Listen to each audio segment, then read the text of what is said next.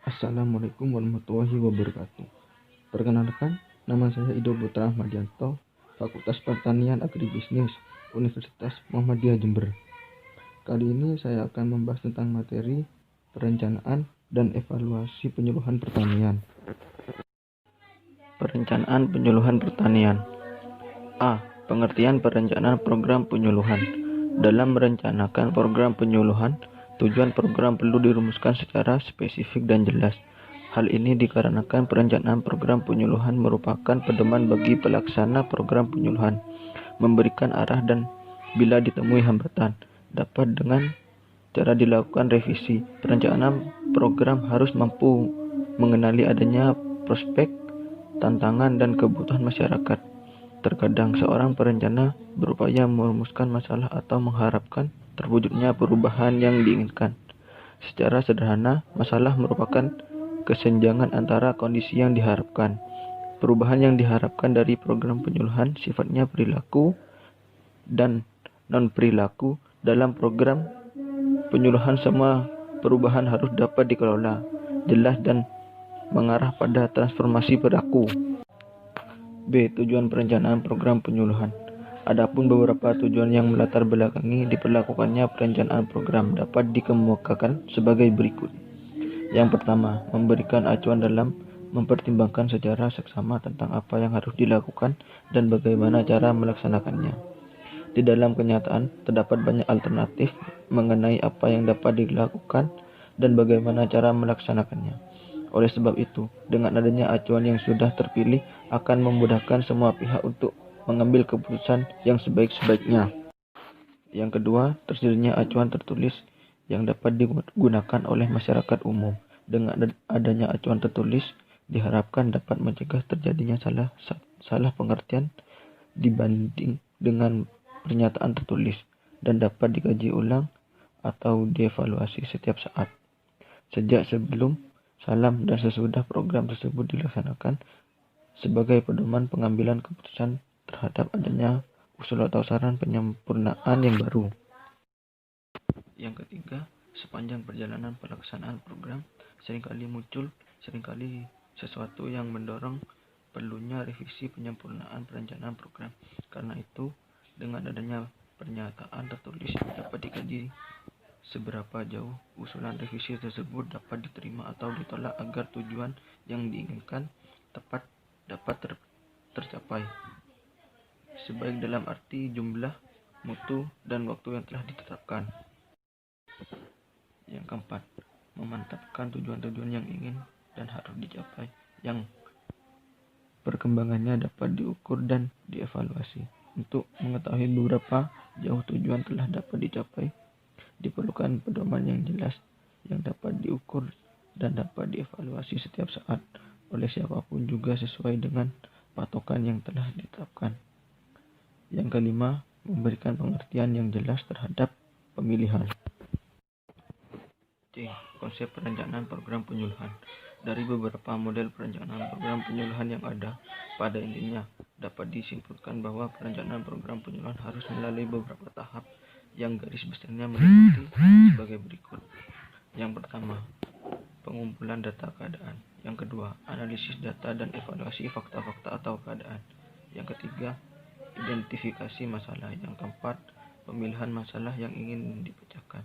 Yang kelima, perumusan tujuan atau sasaran yang hendak dicapai.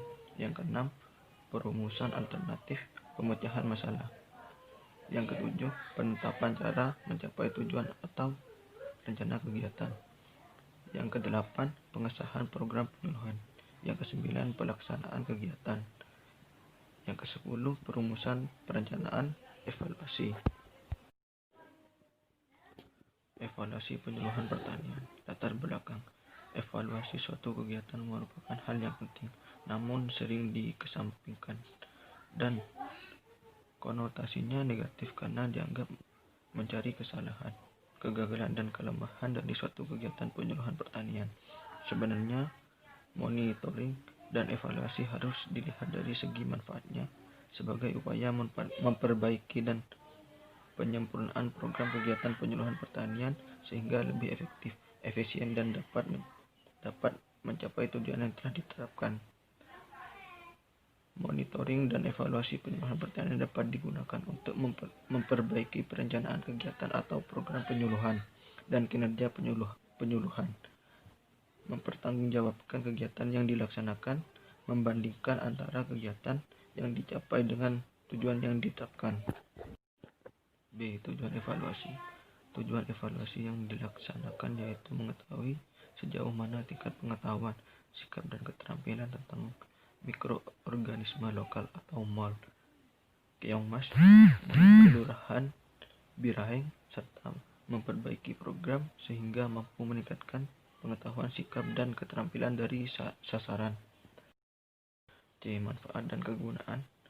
Manfaat melaksanakan evaluasi ini adalah: yang pertama, menentukan tingkat perubahan perilaku petani setelah evaluasi dan penyuluhan dilaksanakan.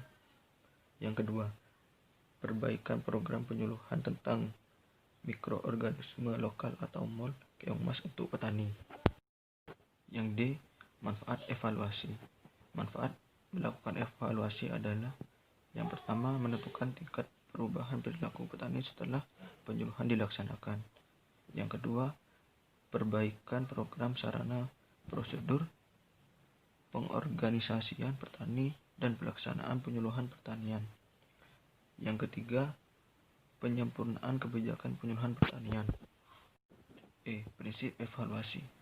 Yang pertama, evaluasi merupakan kegiatan untuk menilai suatu keadaan, gejala, atau kegiatan-kegiatan tertentu. Menurut Mardikanto 1993, kegiatan evaluasi harus memperhatikan prinsip-prinsip evaluasi yang terdiri atas: yang pertama, kegiatan evaluasi harus merupakan kegiatan integral yang tak terpisahkan dari kegiatan perencanaan program. Artinya, tujuan evaluasi harus selaras dengan tujuan yang ingin dicapai yang telah dinyatakan dalam perencanaan programnya. Yang ketiga, setiap evaluasi harus memenuhi persyaratan. Yang keempat, objektif, artinya selalu berdasarkan pada fakta. Yang keempat, menggunakan pedoman tertentu yang telah dilakukan atau standar DZ. Yang kelima, menggunakan metode pengumpulan data yang tepat dan teliti. G. Karakteristik proses evaluasi. Yang pertama, evaluasi merupakan proses struktur. Yang kedua, evaluasi didasarkan pada indikator yang dapat diamati. Yang ketiga, evaluasi menganalisis hal-hal rumit menjadi sederhana. Yang keempat, evaluasi menghasilkan informasi yang tidak memihak dan disetujui semua orang dan keputusan yang Anda masukkan. Yang kelima, evaluasi mengeliminir pengaruh pribadi evaluator.